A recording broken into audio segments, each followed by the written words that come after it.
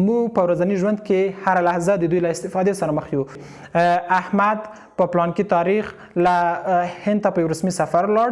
دی به د خپل هندي سیال سره نه وایي چې احمد به له خپل هندي سیال سره. یعنی ضمیر په یوه جمله کې د آی لپاره همیشه ام هغه سبجیکټ پروناون چې هغه مفرد وي د هغې لپاره همیشه ایز او هغه چې جمع دي د هغې لپاره همیشه آر راځي. دوستانو د درس په وروستیو کې راځو دغه تمرین ټول په ګډه کاروو. هغه ځای چې هغلته خانه خالي ده هغلته حتما یو شی مس شوی یا پاتې. Hello everybody, welcome back to our new lesson. سلامونه قدرمنو دوستانو په دې هیله چې جوړ روغ به وئ او د صحت جامې او په تن ولرئ. په نن درس کې غواړو تاسو ته د سبجیکټ پروناون یا فاعلي ضمیرونو په هکله معلومات درکړو. دا چې فاعلي ضمیرونه څه دي، په انګلیسي ژبه کې کومو ضمیرونو ته فاعلي ضمیرونه ویل کیږي، څنګه کولی شو هغه موږ په ورځني ژوند کې استفاده کړو. نو د دې لپاره چې د سبجیکټ پروناون په هکله باندې په کامله توګه پوه شئ، ویډیو تر پایه پورې وګورئ او له موږ سره پاتې شئ. دوستانو راځئ چې په لومړیو کې په پروناون یا ضمیر باندې پوه شو چې پروناون یا ضمیر څه شی دی. پروناون یا ضمیر هغه کلمه ده چې په یوه جمله کې د نوم د تکرار د مخنیوي لپاره استفاده کیږي. د مثال په ډول که چیرته موږ وایو چې احمد د هیواد لومړی وزیر په یو رسمي سفر هند ته ولاړ. احمد به له خپل هندي سیال نریندرا مودي سره په دغه مسایلو باندې خبرې وکړي. ترڅنګ احمد به د هند له ملي موزیم څخه لیدنه وکړي. دلته که چیرته موږ وګورو د احمد نوم احمد په ټولو جملو کې تکرار شو. نو د دې لپاره چې موږ دغه د احمد د نامې تکرار مخنیوی وکړو څه شی استفاده کوو؟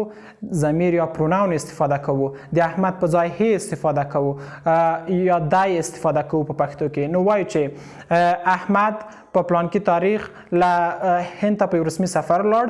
دی به د خپل هندي سیال سره نه وایي چې احمد به له خپل هندي سیال سره. یعنی ضمیر په یوه جمله کې د نامه د تکرار د مخنیوي لپاره استفاده شو. اوس راځو دوستانو ګورو چې په انګلیسي ژبه کې په ټوله کې څو فاعلي ضمایر شتون لري. په انګلیسي ژبه کې په ټوله کې اوه فاعلي ضمایر شتون لري چې عبارت دي له آی یعنی زه هغه څوک چې همدا اوس فعالیت کوي یا زه د اوس خبرې کوم د ما لپاره څه استفاده کیږي؟ آی. هی هغه نارینه هلک یا سړی د هغې لپاره هی استفاده کیږي. شي هغه ښځه یا نجلۍ. ایټ د شیانو، حیواناتو او ځایونو لپاره استفاده کیږي. مثلا افغانستان، مثلا پیشو یا سپی. ترڅنګ کولی شو د مارکر لپاره یا د بیرو اشیانو لپاره استفاده کړو. وی موږ ټول شاګردان، موږ ملګري. موږ لپاره څه استفاده کیږي؟ وی استفاده کیږي. یو تاسو.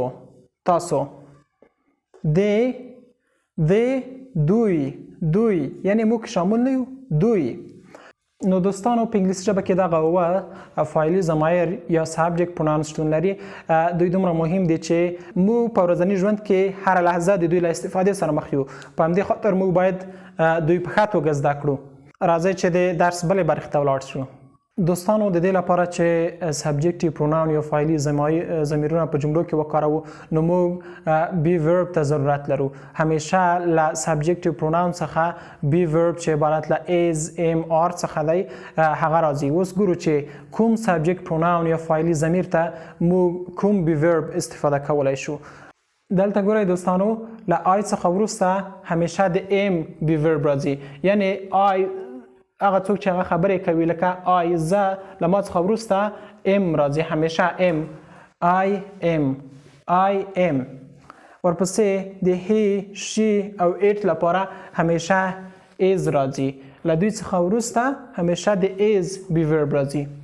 او د یو او زه لپاره همیشه د آر بی ورب راځي. یعنی دوستانو د دې لپاره چې ښه مو په ذهن کې کینی د آی لپاره همیشه ام هغه سبجیکټ پروناون چې هغه مفرد وي د هغې لپاره همیشه ایز او هغه چې جمع دي د هغې لپاره همیشه آر راځي. مفرد او جمع مو انشاءالله له یاد څخه نه وځي. فقط دا زده کړئ چې د آی لپاره ام راځي، د مفرد لپاره ایز راځي او د جمع سبجیکټونو لپاره آر راځي. راځي چې د درس بلې برخې ته ولاړ شو. دوستانو لکه څنګه چې تاسو د تختې پر سر ګورئ دلته د آی ایم لاند شکل یا کانټرکشن لیکل شوی دی. هغه شکل چې هغه د انګلیسي ژبې په غیر رسمي محاوره یا هم په غیر رسمي لیکنو کې استفاده کیږي. لاند شکل یې څنګه تلفظ کولای شو؟ له تاسو څخه هیله کوم چې د تلفظ له ما سره یو ځای تکرار کړئ ترڅو بهتره مو په ذهن کې کینی. I am I'm he is he's she is she's it is it's we are we're you are you're they are there. دوستانو دې خواته تاسو ګورئ د فاعلي ضمیرونو یا د سبجیکټ پروناون د استفادې لپاره مثالونه لیکل شوي دي. هر سبجیکټ پروناون یا فاعلي ضمیر دلته په جمله کې کارول شوی دی او دا ښایي چې څنګه موږ کولی شو دغه فاعلي ضمیر په جملو کې وکاروو. راځو لومړي مثال ته. I'm a student. دلته یو بل شي ته باید متوجه اوسو دوستانو. کله چې وایو چې آیمه دلته یو غږ تشکیلوي. ښه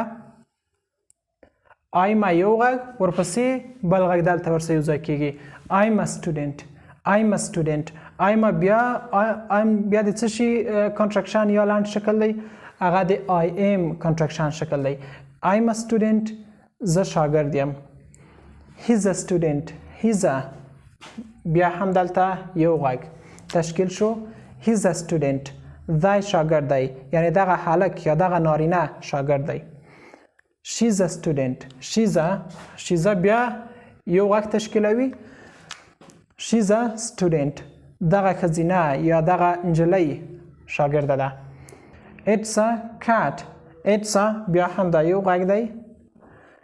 It's د څه شي کانټرکشن یا لاند شکل دی؟ د it is کانټرکشن یا لاند شکل دی. It's a cat. دا پیشو ده. دوستانو غږ شئ دوستانو. بل مثال دی we're students. دا له پاسنۍ سره څه تفاوت لري؟ we're بیا هم د we are کانټرکشن یا لاند شکل دی او دلته ځکه استفاده نشوه چې دلته اس ورکړل شوی دی، یعنی تعداد د شاګردانو له یوه څخه زیات دی. we're students موږ شاګردان یو. دلته آخر کې څه ورکړل شوی دی؟ اس ورکړل شوی دی. بل you're students تاسو شاګردان یئ. they're students دوی شاګردان دي. دوستانو دغه مثالونه کې تاسو ولیدل چې څنګه کولی شو سبجیکټ پروناون په جمله کې وکاروو. دوستانو د درس په وروستیو کې راځو دغه تمرین ټول په ګډه کاروو. هغه ځای چې هغلته خانه خالي ده هغلته حتما یو شی مس شوی یا پاتې شوی دی، په همدې خاطر دغه جمله کامله نه ده. نو راځو هغلته یا سبجیکټ پروناون مس شوی دی یا هم to be verb مس شوی دی یا هم یو بل ګرامري اشتباه لري. په ګډه باندې دغه تمرین کاروو ترڅو په ښه توګه سبجیکټ پروناون زده کړو. دوستان لومړی مثال کې ویل شوی دی I خانه خالی a student. دلته تاسو په نظر څه شی مس شوی دی؟ د I لپاره کوم to be verb استفاده کېده؟ am. راځو دویم مثال ته. دویم مثال کې بیا هم سبجیکټ پروناون مس شوی دی is a student. راځو دویم مثال ته. دویم مثال کې بیا هم خانه خالی is a student. دلته د to be verb څخه موږ پوهیږو چې دغه سبجیکټ چې دی ده یا هی دی یا شي دی یا هم it دی. نو څه شی مس شوی دی تاسو په نظر دلته؟ he مس شوی دی. دریم مثال کې بیا هم she's خانه خالی student. څه شی مس شوی دوستانو تاسو په نظر دلته؟ مس شوی د آرټیکل مس شوی ځکه چې دغه سټوډنټ یو نفر دی. د یو نفر لپاره همیشه موږ څه استفاده کوو؟ د آرټیکل استفاده کوو. څلورم مثال کې it's a student. نه دوستانو ګورئ it's چې دی هغه د شیانو حیواناتو او یا هم د ځایونو لپاره استفاده کوي موږ کولای شو چې دلته څه ولیکو د دغو درې کټګورۍ څخه یو شی ولیکو it's a cat دا پیشو ده بیا هم خانه خالی or students دلته یو to be verb څخه موږ پوهیږو چې څه دلته میس شوي دي یا they میس شوی یا we میس شوی یا هم you میس شوی ځکه چې دغه we are students د بل مثال کې ګورو your